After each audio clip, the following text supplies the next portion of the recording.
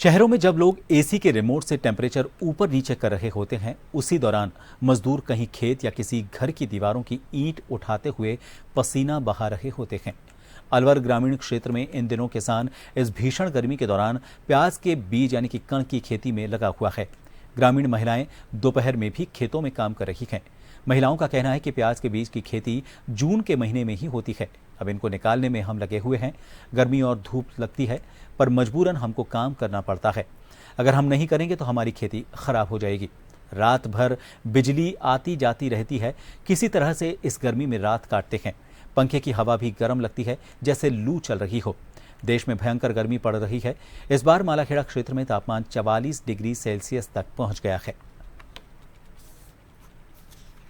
एक कण का बीज है, प्याज के लिए बोया है। अब इसको उपाड़ रहे हैं, घर पे रखेंगे। तब ये टेम्परेचर इतना ज़्यादा हो रहा है, जब भी मजदूर लग रहे हैं। क्या मजदूर हैं, कुछ हमें घर के हैं, काम तो करना ही पड़ता है जमींदारा का। तो कितना टेम्परेचर चल रहा है?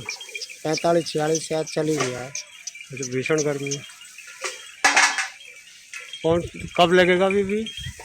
ये लगेगा 8 महीने में। शहर में जहां लोग एसी के कमरे में बैठकर अपनी गर्मी का तापमान मिटा रहे हैं, तो वहीं मैं ग्रामीण क्षेत्र की बात करूं तो ग्रामीण क्षेत्र में 45 डिग्री तापमान में ग्रामीण महिलाएं पुरुष खेतों में काम कर रहे हैं। कहीं ना कहीं कहा जा सकता है कि जो मालाखेड़ा क्षेत्र में इन दिनों जो प्याज की फसल है वो तैयार हो रही है, जिसको निकालने के लिए किसान अब लगा हुआ है।